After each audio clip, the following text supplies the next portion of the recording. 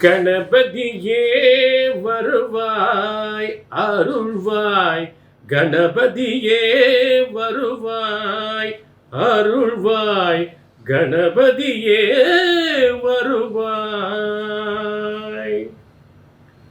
அனைவருக்கும் கோடானு கோடி நமஸ்காரங்களை பிரம்மசக்தி சித்தர் வாக்கு ஜோதிடர் பாலசித்தர் தெரிவித்துக் கொள்கிறேன். எல்லாரும் எப்படி இருக்கீங்க?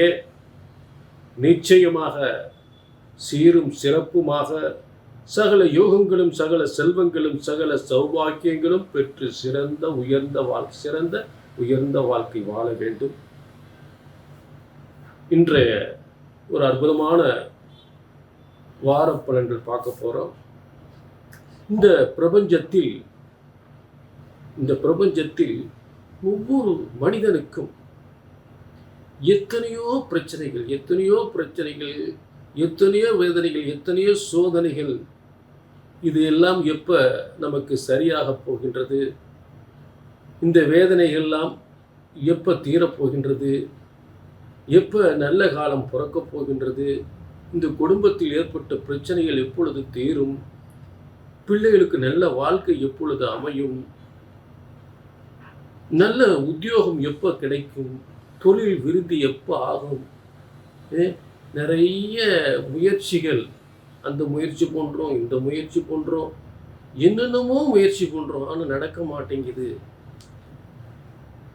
அப்படின்னு ஒவ்வொருத்தரும் ஒவ்வொரு விதமான காரியங்களுக்காக முயற்சிகள் செய்து அது சரியாக நடக்கலை அப்படின்ற ஒரு வேதனைகள்.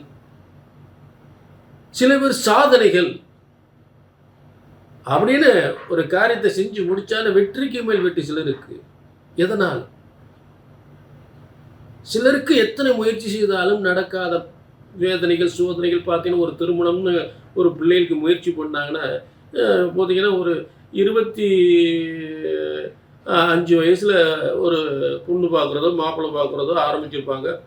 நாள் போய்கிட்டே இருக்குது. 5 வருஷம் கூட ஆகி போச்சு, கல்யாணம் முடியல. ஒரு தொழில் வச்சு 2 வருஷம் ஆச்சு, 3 வருஷம் ஆச்சு, அதுவும் வருஷ கணக்காக ஒரு தொழில் வச்சு முன்னுக்கு வர முடியல. மேலும் மேலும் அது ஒரு பிரச்சனையாக இருக்குது. ஒரு உத்தியோக முயற்சி பண்ணாலும் ஒரு நல்ல உத்தியோகம் கிடைக்கிறது. ஆனால் ஒரு சிலருக்கு பார்த்தீங்கன்னா நல்ல கல்வி கூட இருக்காது, அவன் மிகப்பெரிய உத்தியோகத்துக்கு போயிடுவான். சிறந்த கல்வியாளர்கள், திறமையானவர்கள், அவர் நல்ல உத்தியோகம் கிடைப்பதில்லை. இதெல்லாம் காலப்புருஷ தத்துவப்படி, கால கிரகத்தின் தத்துவப்படி அந்தந்த காரியத்தை எந்தெந்த கிரகங்கள் எந்தெந்த மனிதருக்கு என்னென்ன யோகத்தை எந்தெந்த காலத்தில் செய்ய வேண்டுமோ அதற்குரிய சரியான கட்டத்தில் இருக்கக்கூடிய அந்த கிரகங்கள் அந்த காரியத்தை சரியாகவே செய்கின்றது. இது பிரம்மசாஸ்திரத்தினுடைய பிரம்மன் படைத்த விதி, பிரம்மனால் போடப்பட்ட தலை எழுத்து. அப்ப உங்களுக்கு எப்ப நடக்கும்? எத்தனையோ முயற்சிகள் நீங்கள் செய்றீங்க, இதெல்லாம் எப்ப நடக்க போறது அப்படின்னா பிரம்மன் உங்களுக்குன்னு ஒரு தலையெழுத்து எழுதியிருக்கார். இது இந்த காலத்தில் உங்களுக்கு நடக்க போகுதுன்னு நிச்சயமா எழுதியிருக்கார். சரியா நடக்கக்கூடிய காலத்தை அவர் தலையெழுத்த எழுதியிருக்கார். அதை சரியா கணித்து சொல்லக்கூடியது ஜோதிடர்களுடைய கடமை. இதுதான் நான் உங்களுக்கு ஒரு தெளிவா சொல்லக்கூடிய விஷயம். அப்ப இந்த பிரம்மசாஸ்திர விதிப்படி பிரம்மனால் படைக்கப்பட்ட பிரபஞ்சத்தில் ஒவ்வொரு மனிதனுக்கும் எது எந்த காலத்தில் நடக்கும் என்று அந்த பிரம்மன் போட்ட விதியை அந்த பிரம்மசாஸ்திர முறைப்படி சரியாக கணித்தால் சரியாக நடக்கும், நிச்சயமாக நடக்கும். நீங்க செய்ய வேண்டியது கீழே ஒரு நம்பர் ஒன்று போயிட்டு ஒரு அப்பாயின்மெண்ட் வாங்கிங்க. சரி, இப்ப வார பலன்கள் ஆவணி 23 முதல் ஆவணி 29 வரை, 8/9/2025 வரை, 14/9/2025 வரை. பார்த்தீங்கன்னா கிரக அமைப்பில் பாருங்க, சனி ராகு குரு மீனத்தில். இப்போ நம்ம தொடர்ந்து கிரக அமைப்புகளை எப்படி இருக்குன்னு பார்த்துட்டு இருக்கோம். மேலும் இப்போ முதல்ல நம்ம எல்லா ராசிகளுக்குமே தொடர்ந்து சிறப்பான ஒரு அமைப்புகளை பார்க்க போகிறோம். இந்த வார பலன்களை எல்லா ராசிக்குமே சிறப்பாக பார்க்க போகிறோம். வார பலன்கள் இறைவனின் இறைவனின் வரமாக துளாராசினியர்களே, உங்கள் அனைத்து யோகங்களும் இறைவன் அருளால் இந்த வாரம் வரமாக தருகின்ற வாரப்பலன்களை சிறப்பாக பார்க்க போகின்றோம். துளாராசினியர்களே, உண்மை, உழைப்பு, உயர்வு, நீதி, நேர்மை, உங்கள் தொழிலில் உங்கள் கடமைகளில் சரியாக இருந்து கொண்டு சில பிரச்சனைகள், சில தடைகள், எத்தனையோ பிரச்சனைகள், எத்தனையோ தடைகள் சந்தித்திருந்தாலும் பொறுமையாக ஒவ்வொரு விஷயம் கையாண்டு வெற்றியை நோக்கி சென்று கொண்டிருக்கிறீர்கள். வெற்றியை நோக்கி சென்று கொண்டிருக்கிறீர்கள். இப்பொழுது உங்களுடைய கிரக அமைப்புகள் என்னென்ன கிரகங்கள் என்னென்ன கட்டங்களில் இருக்கிறது, அதனுடைய காரகத்துவம் என்ன, அதற்குரிய பலன்கள் என்ன என்பதை விரிவாக பார்க்க போகின்றோம். துளாராசினியர்களே, உங்களுக்கு முதலில் பூர்வ புண்ணிய ஸ்தானத்தில் சனி ராகு கடந்த காலத்தோடு போல் இல்லாமல் மிக சிறப்பான முறையில் சனி ராகு இருக்கக்கூடிய அற்புதமான அமைப்பு. துளாராசிக்கு பாக்கியஸ்தானத்தில் குரு பகவான் இருக்கக்கூடிய அமைப்பு. அதற்கு அடுத்தாற்போல் துளாராசிக்கு 10ஆம் இடத்தில் சுக்கிரன், 11ஆம் இடத்தில் சூரியன், புதன், கேது, வெற்றி ஸ்தானம். துளாராசிக்கு 12ஆம் இடத்தில் செவ்வாய். இது ஆரம்ப கிரக அமைப்புகள். இந்த ஆரம்ப கிரக அமைப்புகளில் இருந்து என்ன ஒரு அற்புதமான மாற்றங்கள் ஏற்பட போகின்றது என்றால், உங்களுக்கு 9ஆம் அதிபதி என்று சொல்லக்கூடிய புதனாகப்பட்டவன் 12ஆம் இடத்தில் ஆட்சி பெறுகின்ற ஒரு அமைப்பு. இந்த 11, 11, 9, 11ஆம் தேதி 8ஆம் தேதி பலன்கள் ஆரம்பமாகின்றன. உங்களுக்கு 11ஆம் தேதி உங்கள் கனவுகள், லட்சியங்கள்லாம் நிறைவேறக்கூடிய திடீர் அதிர்ஷ்டங்கள் ஏற்பட போகின்ற ஒரு அற்புதமான காலம். இந்த வாரத்தில் ஒவ்வொரு காரியங்களும் வெற்றி அடைந்து 11/9/2025 மிகப்பெரிய யோகத்தை அனுபவிக்கக்கூடிய ஒரு சிறந்த ஒரு வாரத்தின் நடுநாள். கொஞ்சினீங்களா? ஆக இந்த வாரத்தின் நடுநாள் என்று சொல்லக்கூடிய 8, 9, 10, 11 ஆக 11ஆம் தேதி என்பது ஒரு சிறப்பான நாள் உங்களுக்கு. ஏனென்றால் உங்கள் லட்சியங்கள் நிறைவேறக்கூடிய ஒரு அருமையான நாள்.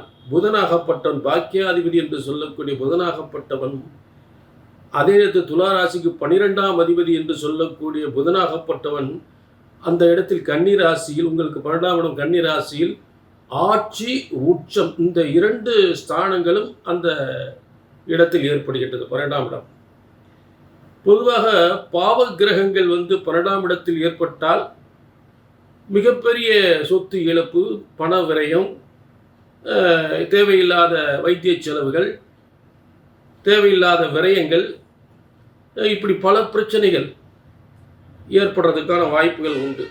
அதே நேரம் 12ஆம் இடத்துக்கு எதிர்புறம் இருக்கக்கூடிய 6ஆம் அதிபதியால் 6ஆம் இடத்தை பார்ப்பதால் சத்துருக்களுடைய தொல்லைகளும், சத்துருக்களால் 12ஆம் இடத்திற்கு எதிர்புறம் இருக்கக்கூடியது 6ஆம் இடம். அப்போ ஒரு எதிரி என்று சொல்லக்கூடிய பாவகரம் 12ஆம் இடத்திலிருந்து 6ஆம் இடத்தை பார்ப்பதால் பல தொல்லைகள் ஏற்படுவதற்கு வாய்ப்புகள் உண்டு. வழக்குகள், வம்பு வழக்கு. ஆனால் இது அனைத்திலும் சுபமான அற்புதமான கிரகம் 12ஆம் இடத்தில் ஆட்சி பெறும் பொழுது நல்ல சிலருக்கு, உங்களுக்கெல்லாம் பார்த்தீங்கன்னா நல்ல உயர் பதவி, நல்ல சம்பள உயர்வு, நல்ல சொத்து சுகங்கள் சேரக்கூடிய ஒரு அருமையான காலம். ஒரு இடமாற்றம், ஊரு விட்டு ஊரு இடமாற்றம் ஏற்பட்டு அதன் மூலம் நல்ல யோகத்தை பெறுகின்ற ஒரு பதவி யோகத்தையும் நல்ல வருமானத்தையும் பெறுகின்ற நல்ல யோகம். சிலருக்கு சொத்து சுகங்கள், பூர்வீகத்தின் அடிப்படையில் ஒரு நீண்ட தூர பயணத்தின் அடிப்படையில் சொத்தை பெறுகின்ற யோகங்கள் நிச்சயமாக ஏற்படும். அதில் சந்தேகமே இல்லை. மேலும் அந்த இடத்தில் 2/7க்குரிய தனஸ்தானாதிபதியும், அதே நேரம் 7ஆம் அதிபதி என்று சொல்லக்கூடிய செவ்வாயும் 9ஆம் அதிபதி கூட சேர்ந்து இருப்பதினால்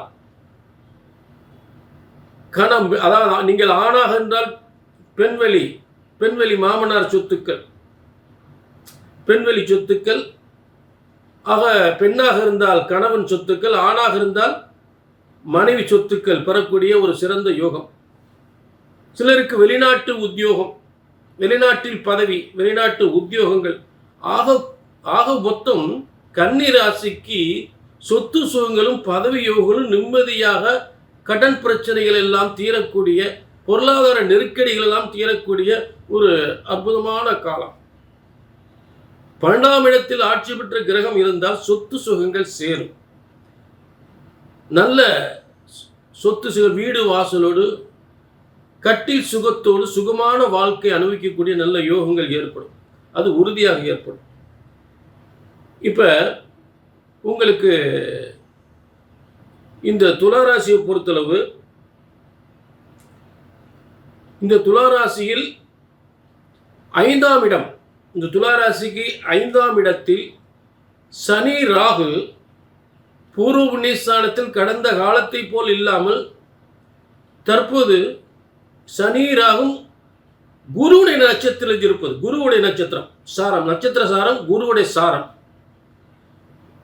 குருவுடைய நட்சத்திர சாரத்தில் இருப்பதால் மேலும் மேலும் சொந்த பந்தங்கள் முன்னாடி உயர்ந்து வாழக்கூடிய, ஊர் உலகத்திற்கு முன்னாடி உயர்ந்து வாழக்கூடிய, நல்ல முன்னேற்றம் பெறக்கூடிய, நல்ல பதவிகள், நல்ல தொழில் முன்னேற்றங்கள் சிறந்த காலமாக அமையப் போகிறது.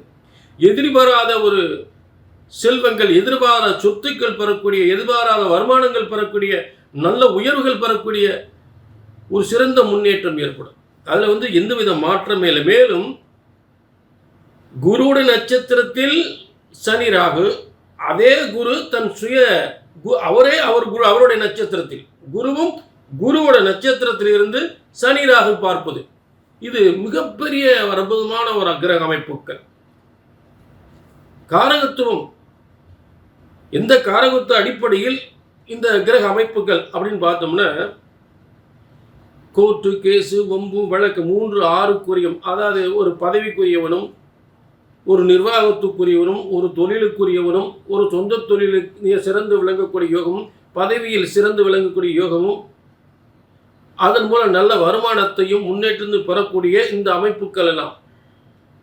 அதே இடத்துல பூர்வீக சொத்துக்கள், பூர்வீகத்தில் தொழில் விருத்திகள், பூர்வீக வீட்டை பராமரித்து புதிய வீடுகள் கட்டக்கூடிய யோகமும் இதெல்லாம் சிறப்பு பெறுகின்ற யோகம். சரிங்களா? ஆக துளாராசிக்கு அதிபதியும் 6ஆம் அதிபதியும் ஒரு சுக்கிரனாகப்பட்டவன் 10ஆம் இடத்தில் இருப்பது நல்ல தொழில்கள், தொழில் பிரமாதமான தொழில், ஹோட்டல் தொழில்கள், ஆடை ஆபரண தொழில்கள், இப்படிப்பட்ட அதே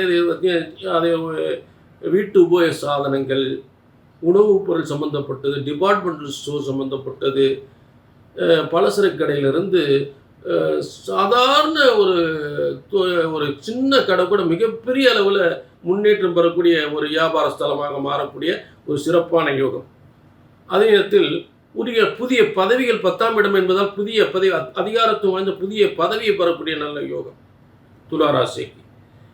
அதே துளாராசிக்கு லாபஸ்தானத்தில் சூரியன் புதன் கேது 3 இருந்து அதுக்கு சப்தமஸ்தானத்தில் சனி இருப்பதால் சனி சூரியனும் இருவரும் ஒரு பகை கிரகங்கள், ஒன்றுக்கொன்று பார்க்கக்கூடாது அப்படின்னு ஒரு விதி இருந்தாலும் இந்த இடங்கள் என்ன அப்படின்னு கேட்டீங்கன்னா மிகப்பெரிய யோகத்தை ஏற்படுத்தும்.